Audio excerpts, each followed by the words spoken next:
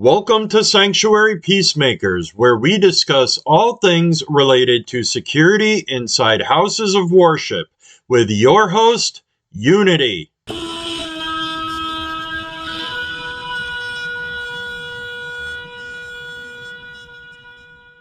Now, let's enter the crucible of our discussion.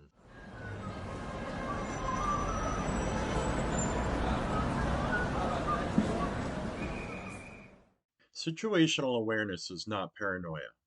It is not walking around in fear or assuming everybody is out to hurt you. It is this simple skill of paying attention to what is actually happening around you, identifying what is normal, and noticing what isn't. As the U.S. Marine Corps Combat Hunter program put it, the key to survival is not strength, but awareness. U.S. Marine Corps Combat Hunter Instructor Guide 2007. Today, we're going to spend our time together breaking down situational awareness in a way that is practical, realistic, and applicable to everyday life. Whether you're in a church, workplace, store, restaurant, or simply walking to your car, the principles still remain the same. Our goal is simple. By the end of this episode, you will understand what situational awareness actually is, why most people fail at it, how the brain filters information, the Cooper color code system, baseline and anomaly detection, pre attack indicators, environmental scanning techniques, practical exercises you can practice daily. Part 1: What situational awareness is. Situational awareness is often defined as the perception of the elements in the environment within a volume of time and space, the comprehension of their meaning, and the projection of their future status. That's by Micah R. Ensley, toward a theory of situation awareness in dynamic systems, Human Factors Journal, 1995. I know that definition sounds academic and confusing, but it boils down to three steps. One, see what's around you. Two, understand what it means. And three, predict what might happen next. Most people never get past step one. Why? Because the brain is lazy. It filters out anything it believes isn't important. People walk into a store, a church, or a parking lot on mental autopilot. Their eyes are open, but their attention is internal, thinking about work, relationships, bills, schedules. Colonel Jeff Cooper stated in 1972, the most important weapon in your arsenal is your mind. That's from Principles of Personal Defense. He was right. Awareness starts in the brain, not in the hands. Part 2: Why People Fail at Situational Awareness. People fail at situational awareness for three primary reasons: distraction, normalcy bias, overconfidence. Distraction is obvious. Phones are the number one culprit. According to the National Safety Council, more than 26% of all crashes involve cell phone use. That's NSC 2013 annual report. People literally walk into traffic while staring at screens. Normalcy bias is more subtle. It's the assumption that because something hasn't happened before, it won't happen now. After action reports consistently show this. For example, the Department of Homeland Security's publication Active Shooter: How to Respond in 2013, multiple witnesses report hearing gunfire but assuming it was fireworks or construction. Overconfidence also plays a role. People assume they would react quickly in a crisis. Research says otherwise. According to the book The Unthinkable by Amanda Ripley, 2008, most people freeze first, then deny what's happening. Awareness reduces freezing. Part 3: The Cooper Color Code.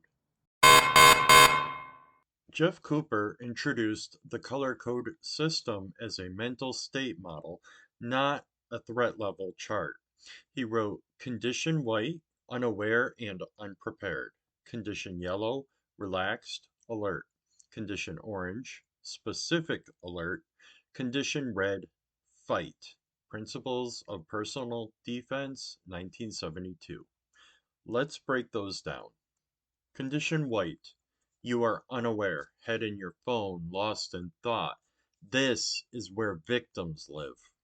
Condition yellow. Relaxed awareness. You are taking in your environment casually, not tense, simply alert. Condition orange. You identify something specific that needs attention. A person behaving oddly, a vehicle circling the lot, an argument escalating. Condition red. A decision point. Act, move, escape, defend. Most professionals, law enforcement, security, military, aim to live in condition yellow, not paranoid, just aware.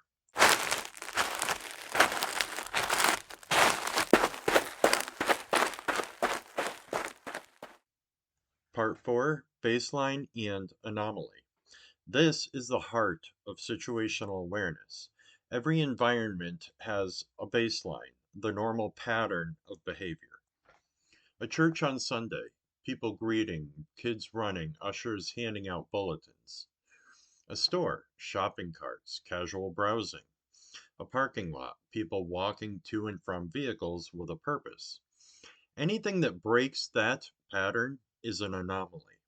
The Marine Corps Combat Hunter Program defines anomaly as anything that does not belong, is not normal, or cannot be explained. USMC Combat Hunter Instructor Guide 2007. Examples: someone wearing a heavy coat in summer, a person pacing with no purpose, a vehicle parked oddly with engine still running, someone scanning people instead of merchandise. Anomaly does not automatically equal threat, but it deserves attention. Part 5, Pre-Attack Indicators.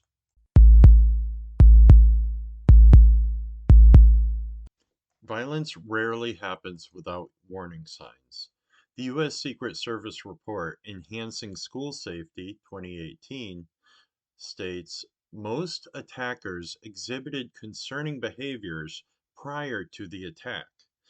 Common pre-attack indicators include target glancing, repeated scanning, clenching fists, blading the body, touching concealed waistband, rapid breathing, sudden quietness, exaggerated calmness.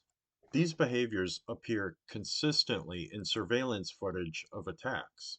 One example, the FBI analysis of 2012 Sikh temple shooting noted that the attacker scanned the parking area repeatedly prior to exiting the vehicle. FBI Behavioral Analysis Unit 2013 Summary Report. If someone is checking you repeatedly, adjusting clothing, or positioning themselves strategically, you need to move up the mentality to condition orange. Part 6, Environmental Scanning. Practical scanning is simple.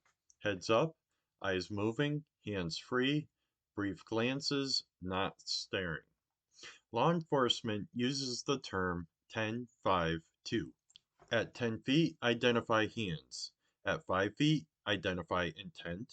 At 2 feet, protect yourself. This aligns with Gavin de Becker's point in The Gift of Fear, 1997. Intuition is always responding to something. Your brain picks up cues before you consciously recognize them.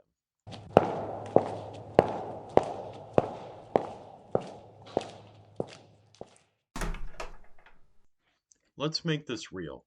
Walking into a building, establish baseline. Ask yourself, where are the exits? Who is acting differently? What could block movement? Sitting in a restaurant, position yourself where you can see the entrance. In a parking lot, walk confidently, keys in hand, looking around casually. Not paranoid, prepared. Part 8, Practical Exercises.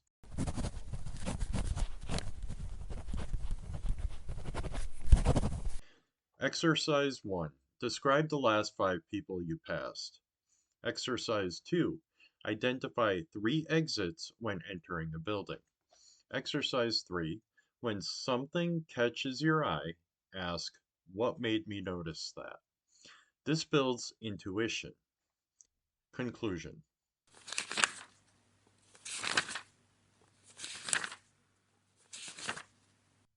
Situational awareness is a skill that can be learned. It requires intention. As Cooper said, alertness is a state of mind that must be cultivated. Principles of Personal Defense, 1972. Pay attention. Establish baseline. Identify anomalies. Respond appropriately. The mind is your first line of defense. Thank you for joining today's episode. Stay aware, stay prepared, and as always, y'all stay safe, y'all stay blessed.